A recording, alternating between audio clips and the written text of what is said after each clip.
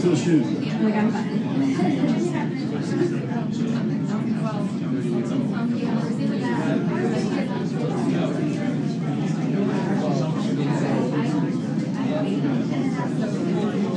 Yeah, like they were very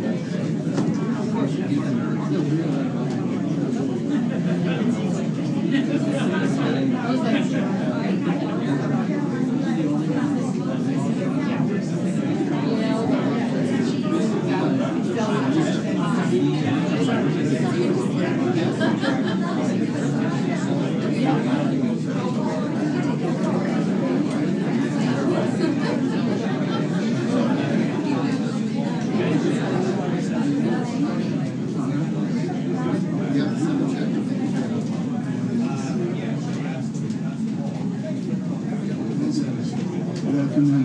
Thank you so much for your help.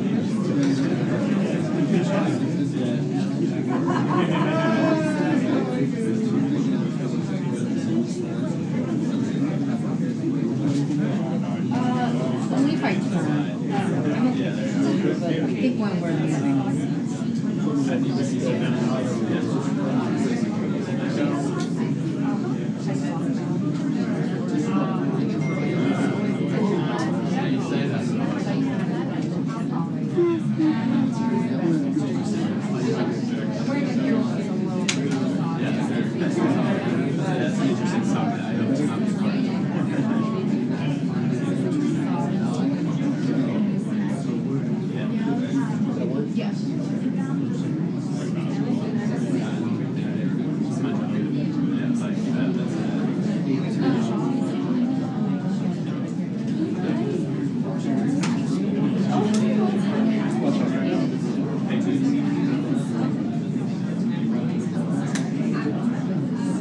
It's all safe.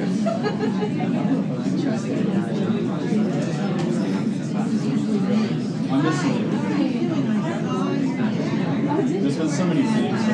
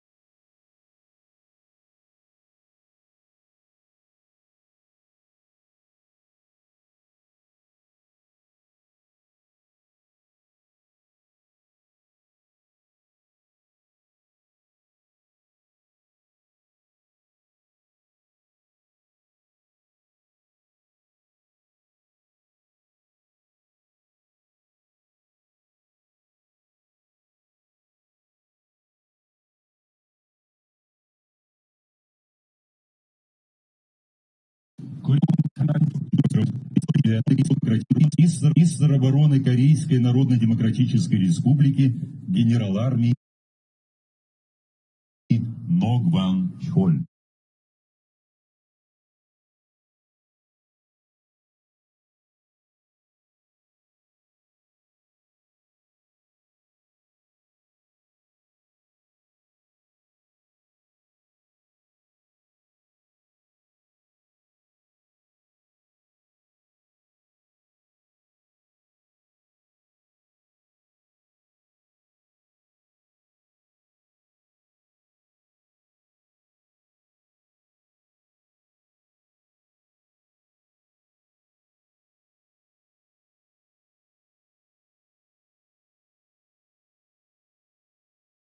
Изображает группу партизан.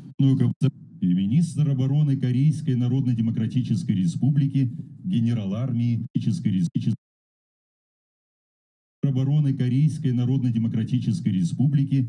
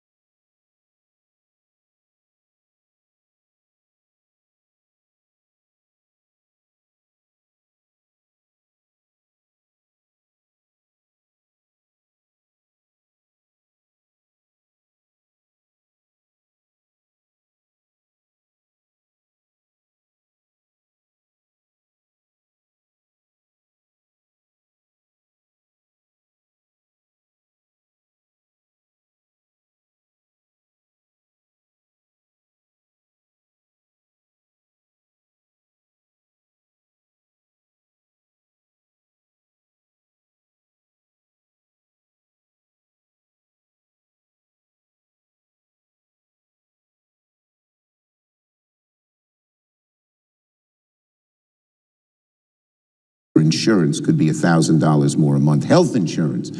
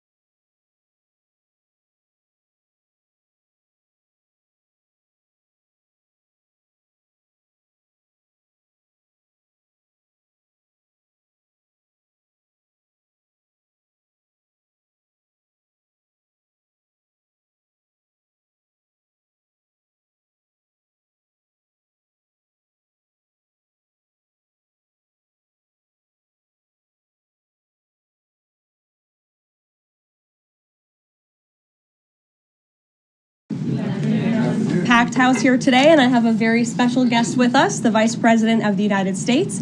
He'll deliver some remarks and take some questions. First, I just want to share remarks of my own. Democrats in Congress have officially shut down the United States government. House Republicans passed a nonpartisan, clean piece of legislation to extend current government funding until November 21st. But nearly every single Democrat senator voted against this bill. To be clear, this was the exact same bill that Democrats approved 6 short months ago in March, just adjusted for inflation. This is the same kind of clean funding bill that Democrats passed 13 separate times when they held the majority during Joe Biden's administration. So the American people woke up this morning and asked the obvious question: why is the government shut down right now? The answer is pure partisan politics being played by the Democrat Party. The Democrats shut down the government because President Trump and the Republicans will not force American taxpayers to pay for free health care for illegal aliens. America is $37 trillion in debt. We cannot afford to provide taxpayer-funded free health care to illegals who broke the law to enter our country. To put this all into perspective, the Democrats refused to keep the government open over health care to illegal aliens and now have jeopardized critical health care programs for American citizens instead. The Women, Infants, and Children program, community health center funding, Medicare treatment options, and other health programs are now all at risk because of the Democrats rejecting the clean CR. The most vulnerable in our country are being punished because the Democrats want to prioritize illegals over American citizens. And if Democrats actually cared about health care, they would applaud the actions taken by President Trump just yesterday in the Oval Office. He took a bold and massively popular action to improve our health. Pfizer to lower drug costs for Americans. This is a historical achievement long sought by past Democrat presidents that only President Trump was able to get done. Also yesterday, while the Democrats were whining about health care for illegal aliens, President Trump signed a powerful executive order to supercharge American AI innovation and unlock cures for pediatric cancer patients in the United States. While President Trump took action to lower drug prices and improve the lives and the care of American children with cancer, again, Democrats are fighting to give health care benefits to illegal aliens. The Trump administration is fully committed to lowering healthcare costs and advancing policies that will save American lives. But right now, we need to keep the government open and funded. And individuals and organizations across the political spectrum, across the country, agree with the Trump administration and Republicans. The labor union leader, the Teamsters, Sean O'Brien, sent a very blunt message to Democrats over their destructive antics. He said American workers are not bargaining chips. Senators need to stop screwing around and pass the House-passed clean short-term funding bill. The U.S. Chamber of Commerce, the world's largest business organization, called to immediately pass the Republican clean CR, saying, quote, shutdowns are harmful to the economy, the American people, and our national security. And even Democrat Senators Cortez Masto and Fetterman acknowledged that their party is betraying the American people with this costly and chaotic Democrat shutdown. Enough is enough. Democrats need to stop sabotaging our country and holding the American people hostage in the country. Democrats need to do their jobs. The American people want the government reopened, and this is proven in a New York Times poll showing that 2 in 3 Americans say the government should not be shut down by the Democrats, even if their absurd demands are not met. The president and Republicans are working very hard to reopen the federal government. The vice president here has been crucial in this effort. We encourage all Americans across the country, call your Democrat senators and encourage them to reopen the government. That's what President Trump and the vice president want to do. And with that, I will turn it over to our great vice president, J.D. Vance. Great. Well, thank you, Karoline, and good afternoon to everybody, and good afternoon to everybody who's watching at home. It's a tough act to follow, but let me just say a few things, and then I'll take a few questions. Number one, Democrats say that they care a lot about lowering health care costs, and yet, when the president took historic action to work with the drug companies to lower prescription drug prices, the Democrats did nothing to help us. In fact, we would have loved to have the Democrats helping us, but they didn't. They talk about doing something. They don't actually do the hard work of making it happen. What they have done instead is to shut down the government because we won't give billions of dollars to healthcare funding for illegal aliens. That is what has actually happened. To the American people who are watching, the reason your government is shut down at this very minute is because, despite the fact that the overwhelming majority of congressional Republicans and even a few moderate Democrats supported opening the government, the Chuck Schumer AOC wing of the Democratic Party shut down the government because they said to us, we will open the government, but only if you give billions of dollars of funding for health care for illegal aliens. That's a ridiculous proposition. Let me say two other quick things, and then again, I'll take some questions. Number one, we all understand that Democrats and Republicans have policy disagreements. The Democrats want to do things. Look, when Chuck Schumer and Hakeem Jeffries were in here a couple of days ago, they made some suggestions that the president was more than happy to say, yes, let's sit down and talk about how we can solve the healthcare crisis that we inherited from the Biden administration. But it's one thing to say that we should solve the healthcare crisis for Americans. It's another thing to say that we're going to shut down the government unless we give the Democrats every single thing that they want, which, as Karoline says, includes giving billions of dollars of taxpayer funding for health care for illegal migrants. That's ridiculous. You don't have policy disagreements that serve as the basis for a government shutdown. Let's have the conversation about how to fix American health care, about how to make health care more accessible. As the president showed, he's more than willing to act on behalf of the American people for this very reason. What you don't do is say, unless you do exactly what we want to do as congressional Democrats, we're taking a hostage. And the hostage, it turns out, is critical, essential services that the American people need. Karoline talked about some of it. Let me talk about some more. Our troops are not getting paid starting today because of the Chuck Schumer wing of the Democratic Party. We have people who require food assistance, low-income Americans who require food assistance, who will not get it unless we reopen the government, thanks to Chuck Schumer and his wing of the Democratic Party. We have flood insurance as we start hurricane season in the southeastern part of our country. That flood insurance is going to disappear because of Chuck Schumer and the far left of the Democratic Party. We need to reopen the government. Let's fix America's problems. Let's work together to solve them. But let's reopen the government before we have our negotiation about health care policy. That's what the American people demand, and that's certainly what the President of the United States wants. Let me make one final point. I think a lot of Americans are asking themselves, why did this happen? Why did the Democrats shut down the government despite, as Karoline said, voting on the exact same piece of legislation 6 months ago?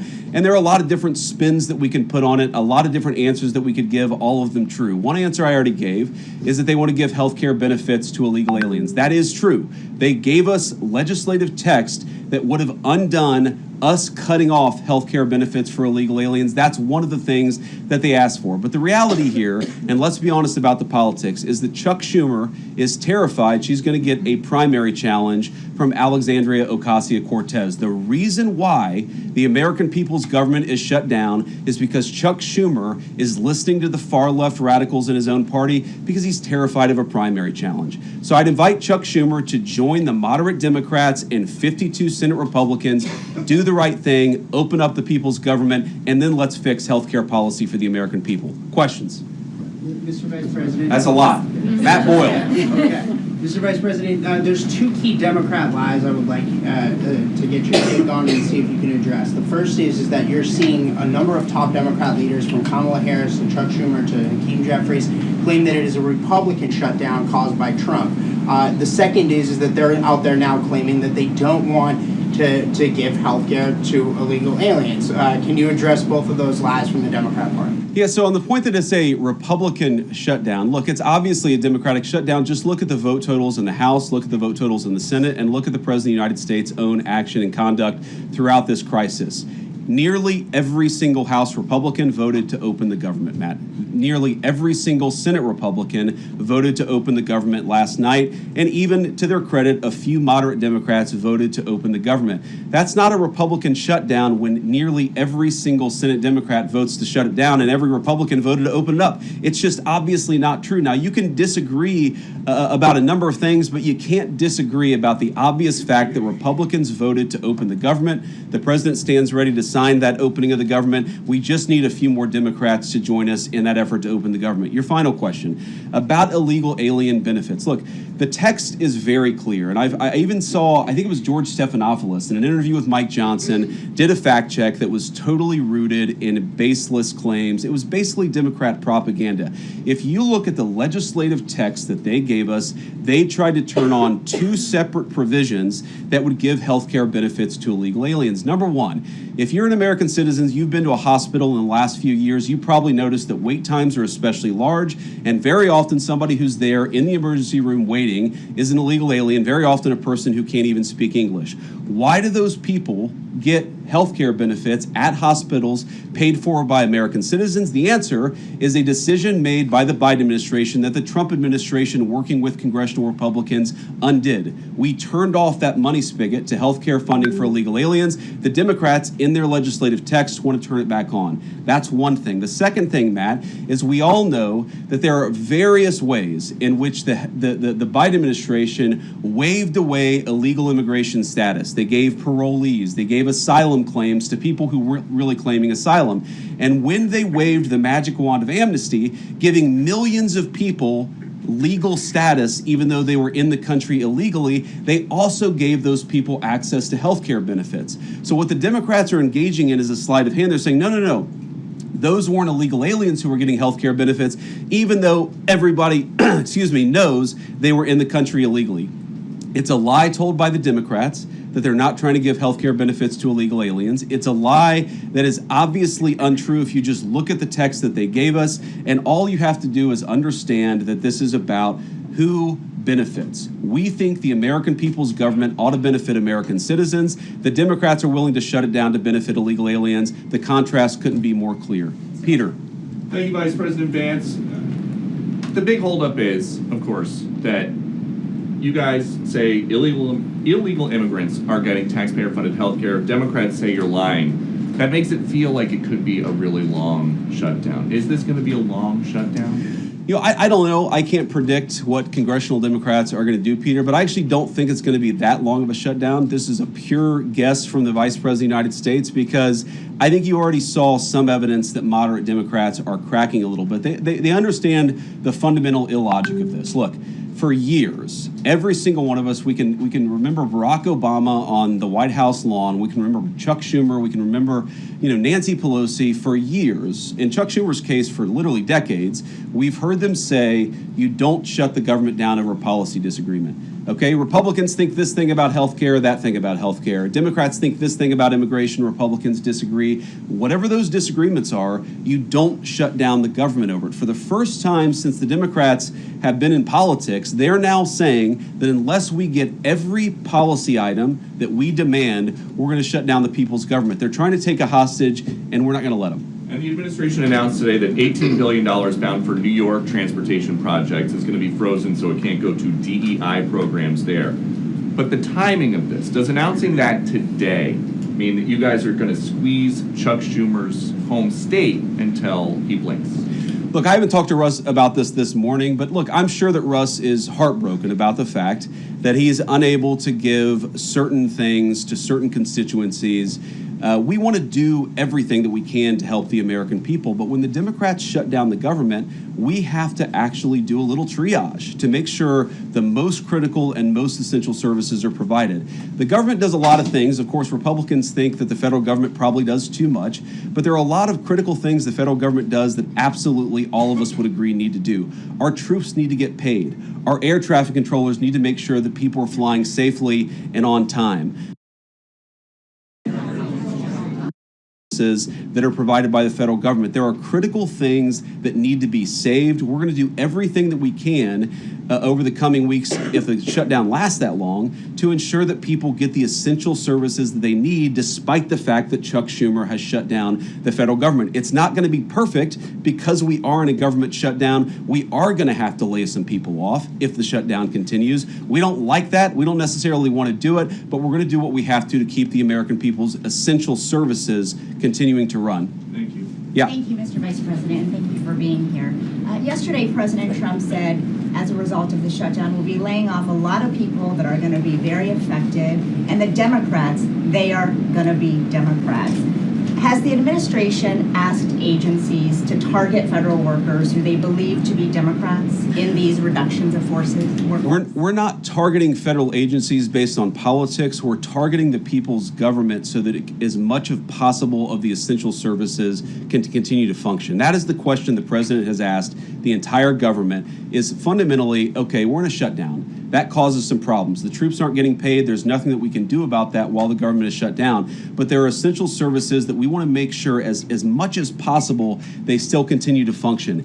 That is the principle that's driving us forward during this shutdown. It's going to continue to be the principle that drives us forward. But let's be honest. If this thing drags on for another few days or, God forbid, another few weeks, we are going to have to lay people off. We're going to have to save money in some places so the essential services don't get turned off in other places. That is the reality of the government shutdown that Chuck Schumer and the Democrats have foisted upon the administration. So what did he mean by they're going to be Democrats? He said they're going to be Democrats. You've laid out a lot of the pain and problems that would come with a Democratic shutdown, and yet in the Oval Office yesterday, the president said that a lot of good could come from a shutdown. So square that circle.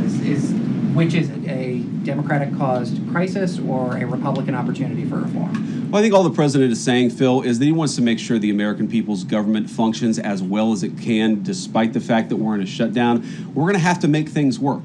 And that means that we're going to have to triage some certain things. That means certain people are afford the United States.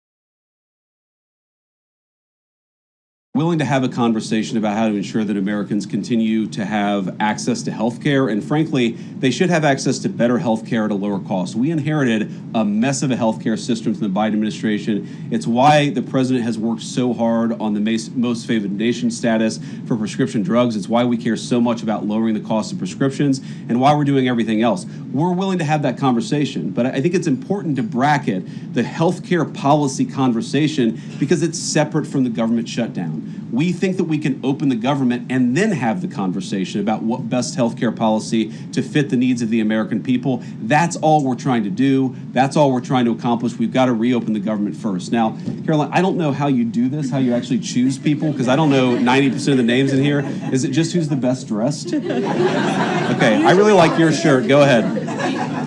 Thank you, Mr. Vice President. You are president of the Senate. Can you talk about what you're doing, what the administration is doing to try to get other Senate Democrats to vote to open the government? Yeah, we're talking to a number of our colleagues, Democratic and Republican in the Senate. I talked to a number of them last night. The president, of course, is talking to them as well. I think there really are two categories of demands that I've seen privately from congressional Democrats. I think on the one hand, those who are negotiating in good faith are saying, look, we just want to make sure that we're able to have a conversation with the administration about some of the critical needs that we see that need to get fixed over the next few months. We recognize it's kind of absurd, and a lot of them will admit in private that it's kind of absurd to shut down the people's government over these disagreements, but just agree to negotiate with us in good faith on these issues, and of course we're having that conversation with them. Then there's another category, people who say, give us everything we want or we're going to keep the government shut down. We just write those people off because they're not negotiating in good faith, and frankly, we don't need them. We've already got 3 more Democrats last night than I thought we would get, and I think it's because they recognize the illogic of the position of taking the entire American economy hostage because they don't get their policy priorities. So 3 moderate Democrats joined 52 Republicans last night. We need 5 more in order to reopen the government, and that's really where we're going to focus, is how to get those 5 additional Democrats. Thanks, Mr. Vice President. First 2 questions. Are there plans to meet Democratic leaders again in the coming days, or are you planning on plucking off senators one by one? So that's the whole question? No, I got a second question. Okay, go ahead and ask the second question. So the president's been posting some images of Leader Jeffries and Senator Schumer. I saw. Recently, you've said that you're interested in good faith negotiations with these leaders, but what message does that send? Is it helpful to post pictures of Leader Jeffries in a sombrero if you're trying to have good faith talks with him? Oh, I think it's funny. The president's joking, and we're having a good time. You can negotiate in good faith while also poking a little bit of fun at some of the absurdities of the Democrats' positions, and even, poking some fun at the absurdity of the Democrats themselves. I mean, I'll tell Hakeem Jeffries right now, I make this solemn promise to you that if you help us reopen the government, the sombrero memes will stop. And I've talked to the President of the United States about that. Now, to your first question, are we negotiating one-on-one? Are we negotiating in groups? Look, I will go to the U.S. Capitol right now and meet with Chuck Schumer or any Senate Democrat if it helps us reopen the government. Most of the conversations, in my experience at least, have been one-off. We're also, of course, relying on some of our Senate Republican colleagues who have good relationships across the aisle. We're going to do whatever we have to do is the answer. And I think it's tough to predict what shape this negotiation is going to take over the next few months. But I feel good about the fact that Democrats already realize privately the fundamental irrationality of their position. I hope that they're going to publicly acknowledge it and reopen the government. Right in the back, yeah. Thank you, Mr. Vice President. You responded to a post on X of Chuck Schumer on the House floor back in 1996, railing against illegal immigrants receiving taxpayer-funded benefits. You said Chuck Schumer once recognized that it was disastrous to give illegal aliens rewards for breaking the law. Now he wants to shut down the government unless we reward illegal aliens for breaking the law. Why has Chuck Schumer changed his stance? That's a good question. Actually, it's a very tough question. Asking me to get in the head of Chuck Schumer is not a place I particularly want to be, but my basic read on it is that the entire Democratic Party, the political leadership, not every Democrat nationwide, but the political leadership of their party has got it into their heads that the only way to be compassionate is to be compassionate to illegal aliens rather than American citizens. If you go back to what Bill Clinton was saying, even Barack Obama in some cases, what he was saying about illegal immigration 10, 15, 20 years ago, you would put them on the MAGA right based purely on their rhetoric around illegal immigration. So I don't know why they've gone so far to the left. I think it's bad for the country. I think it's bad for them politically. But our principle, all I can do is speak for the president that I serve and the country, the administration that I serve right now. We believe that the American people's government exists for the American people. That means the people who have the legal right to be here, and that's why we're fighting to reopen the government. And unfortunately, the Democrats are fighting to shut it down for the benefit of illegal aliens. And I'll take a couple more, and then I'll let Karoline, I'll go back to my day job so Karoline can go back to hers. All right, yes. Thank you, Mr. Vice President. Just going back to the sombrero, you said that the president's joking, but Hakeem Jeffries says that these memes were racist. What's your response to that? And just if I may briefly go off topic, Secretary Hegseth yesterday made an edict about no more beardos in the military. Just wondered what... Sorry, what did he say? No more beardos. Beards. Oh, sorry, it's my accent. Just wanted your response to that. I didn't see that particular comment. I thought Pete gave a hell of a speech, and a speech that really is just oriented around returning the American military to the very high standards that it has had for virtually its entire history until Joe Biden came along and decided to lower standards. I think it was bad for our military, and it was bad for our troops. When I was a young United States Marine, I did not have a beard. I am now the vice president, so I get to do what I want to do. But I think Pete's trying to re-implement high standards, and that's a very good thing. On the sombrero thing, I mean, Hakeem Jeffries said it was racist, and I know that he said that, and I honestly don't even know what that means. Like, is he a Mexican American that is offended by having a sombrero meme? I mean, I saw one of the major TV stations put the meme up and then say, this is AI generated. And he had like the curly animated mustache too. It's like, do you really not realize the American people recognize that he did not actually come to the White House wearing a sombrero and a black curly animation mustache? Like, give the country a little bit of credit. We're all trying to do a very important job for the American people. The President of the United States likes to have a little bit of fun when he's doing it, and I think that's okay. I'll take one more question. Mr. Vice President, in every previous shutdown, workers have been furloughed, not laid off. So why does the president want to fire some workers and not just furlough them? Why is this shutdown any different? Well, first of all, we haven't made any final decisions about what we're going to do with certain workers. What we're saying is that we might have to take extraordinary steps, especially the longer this goes on. We're going to have to take extraordinary measures to ensure the people's government government operates, again, not perfectly, because it's not going to operate perfectly in the midst of a shutdown, but operate as well as it possibly can. And I think that the Democrats, if they're so worried about the effect this is having on the American people, and they should be, what they should do is reopen the government, not complain about how we respond to the fact that Chuck Schumer and the Democrats have shut down the government in the first place. Thank you all. Also said he's going to target some benefits, Mr. Vice President. Thank you. See you guys. Benefits to be cut as well? All right, guys. Well, let's let the fun continue. The Vice President's a very busy man, and I'm happy to take some more questions. I know there's more news today. Aside from the shutdown, we can focus on the shutdown if you want, but let's go ahead. Kate, why don't you start? The president talked about doing things that he said were irreversible during the shutdown, cutting vast numbers of people, he said, and cutting programs. Can you specify what exactly he was referring to, what's on the table, and what's going to be cut? Look, I think the Vice President just referred to this in some of the answers that he gave regarding the layoffs. There are unfortunate consequences to a government shutdown, and the federal government is not receiving any cash at the moment. And so the Office of Management and Budget has been tasked with looking over the receipts and looking over the budget of the entire federal bureaucracy.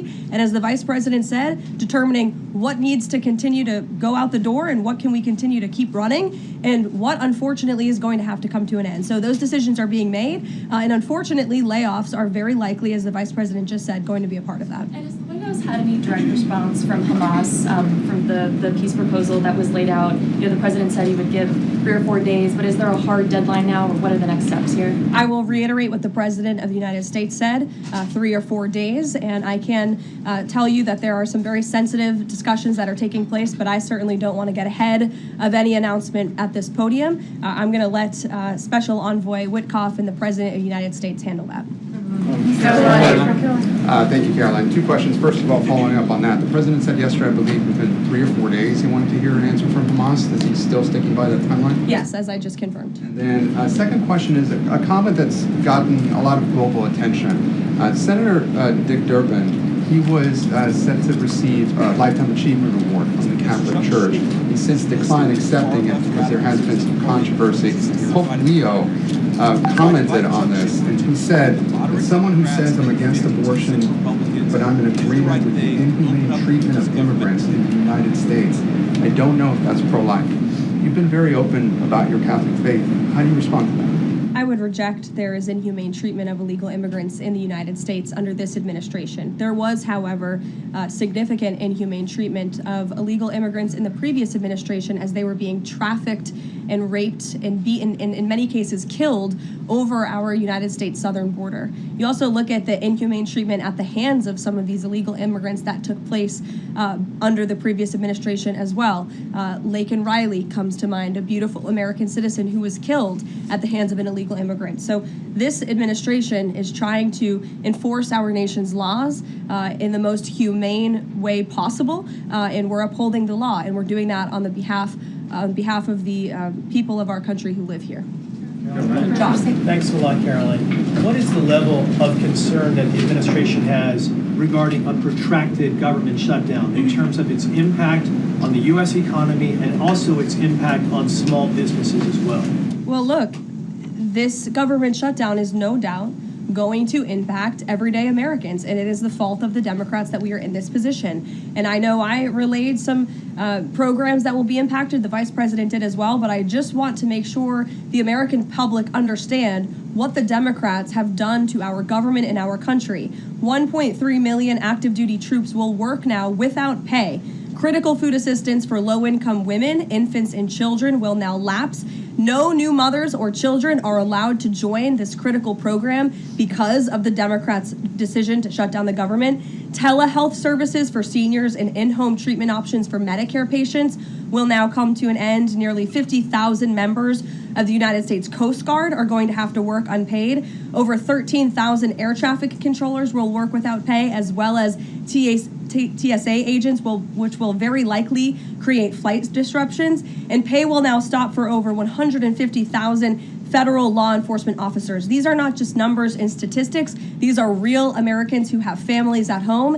And I saw some Democrat members today saying they're still going to accept their paychecks because they have 3 kids at home and they have mouths to feed. Well, so do these federal workers who those same Democrats just voted to shut down the government and turn off their pay. And we believe that's very unfair, and it's why the administration wants to see the government reopened. GDP GDP growth fell by about half a percentage point during the last government shutdown during the president's first term. Are you expecting a similar type of impact on GDP growth related to this potential protracted government shutdown? Well, look, I think it's dependent upon how long this shutdown continues. So it's dependent on how long it takes Democrats to muster up the coverage, 5 of them, to vote in the best interest of our country, our citizens, and our economy. Eamon. Thank you, Caroline. Yesterday, your administration took a 5% stake in Lithium Americas and a stake in the mine that they're working on, and you've taken stakes in other companies and revenue streams from other companies. Can you articulate the broader principle here? When does the administration see it as appropriate to demand equity stakes or revenue streams from American companies? And what other companies are you going to be demanding those from? Well, look, this is a creative solution by the President of the United States to tackle our nation's crippling debt crisis. As I said earlier, we are $37 trillion, trillion with a T, in debt. And not only is the president effectively utilizing tariffs to bring in massive amounts of revenue, and there's billions of dollars coming in every month. I know you know that even because you cover it on CNBC quite well. So the president is focused on how can the United States government make more money? How can we make our country wealthy and rich again? And cutting some of these unique creative deals with companies around the world and here at home is just one way the president is seeking to do that. And I know the Department of Energy just announced this new deal. It's another great deal for the American people and our government. And on Lisa Cook, Sure, go ahead. Lisa Cook, the Supreme Court said today that she's going to be allowed to stay at the Federal Reserve Board until oral arguments in January. Does the president have any personal reaction to that? This has been something he's been very intent on. Look, we have respect for the Supreme Court, but they're going to hear the actual case and make a determination on the legal argument in January. And we look forward to that because we maintain that she was fired well within the president's legal authority to do so. She was removed from the board, and we look forward to that case being fully played out at the Supreme Court.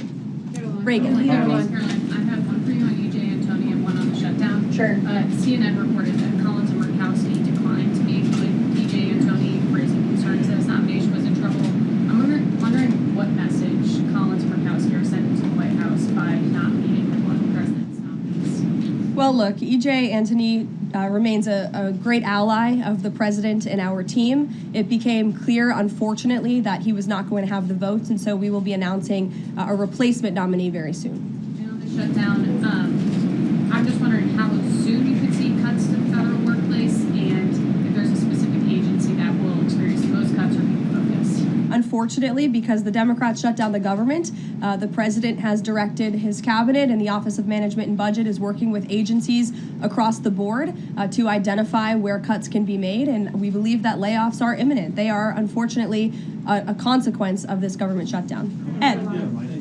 So you talk about the layoffs being imminent. Is there a percentage then of reduction that the White House is looking for of workforce? I don't have a specific percentage for you. Can I ask what about China, if I could? So China has not made one soybean purchase this year in the United States. I talked to a farmer yesterday who has about 1,000 acres in Iowa and says this is just killing her. Now, the president has been talking to President Xi.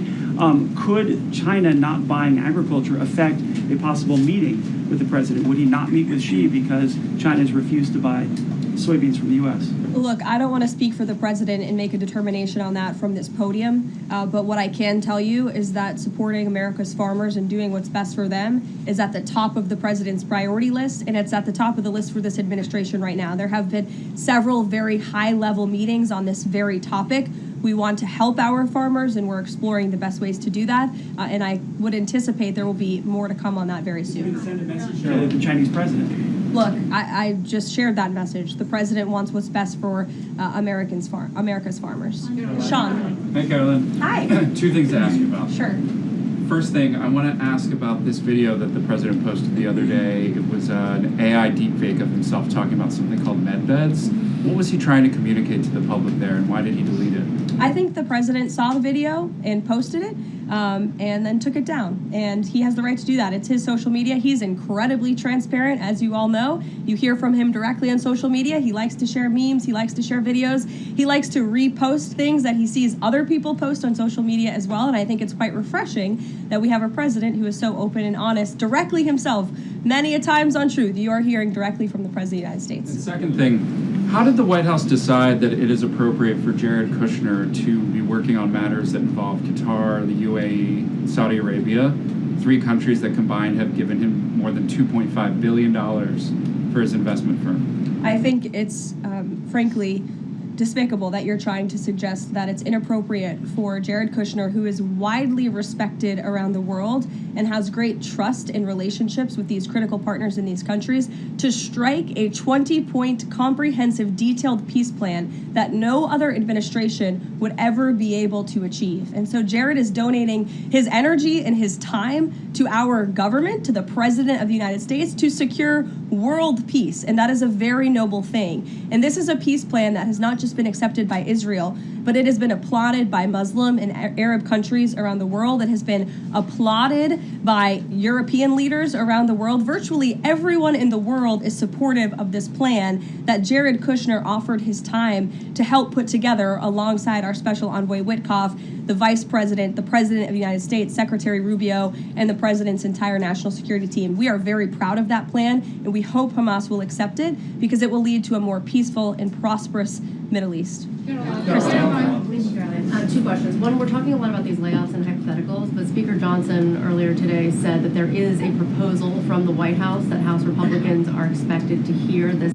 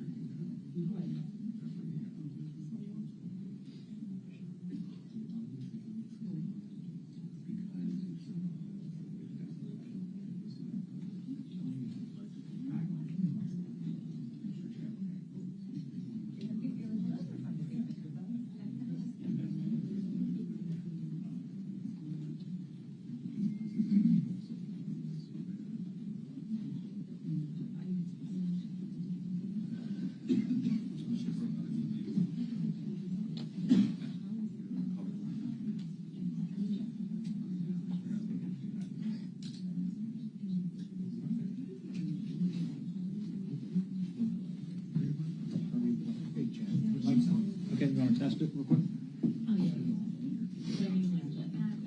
This is Chad, testing 1, 2, 3, 4, 5, testing.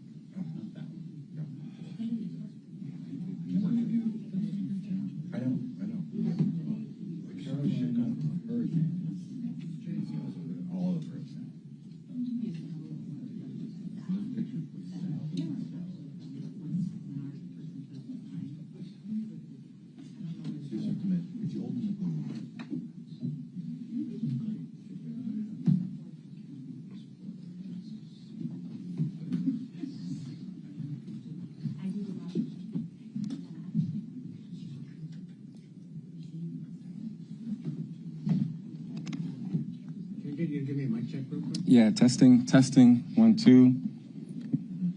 We've all been here for way too long today. Hope everyone's getting some rest, some meditation. Yeah. Testing, 2. Good. Testing.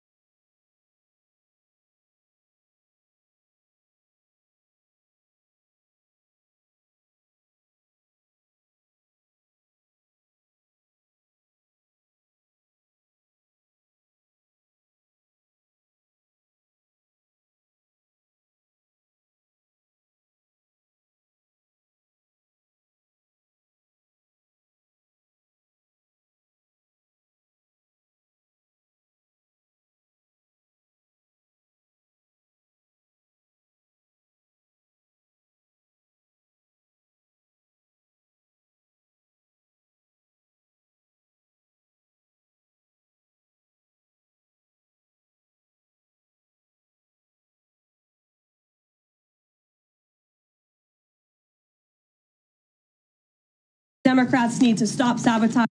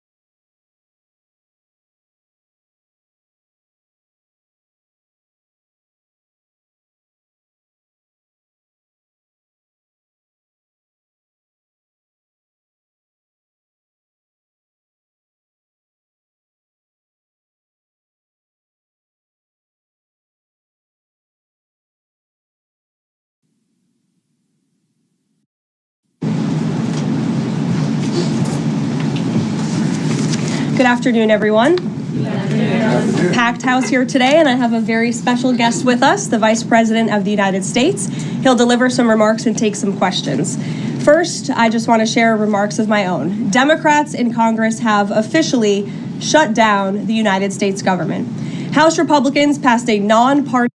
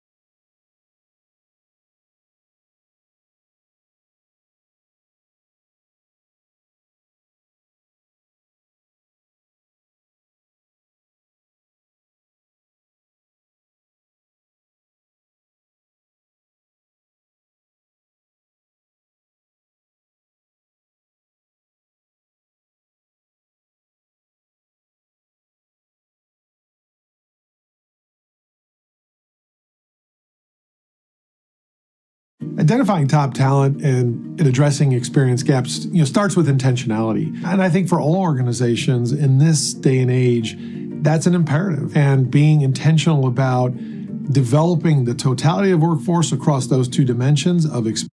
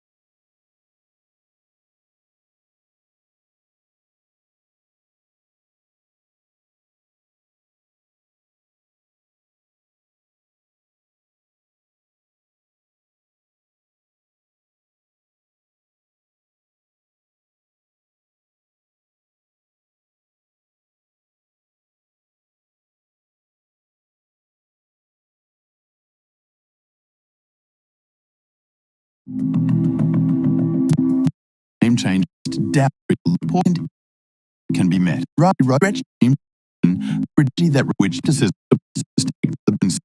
sources also delayed further and shifting under pressure or economics. The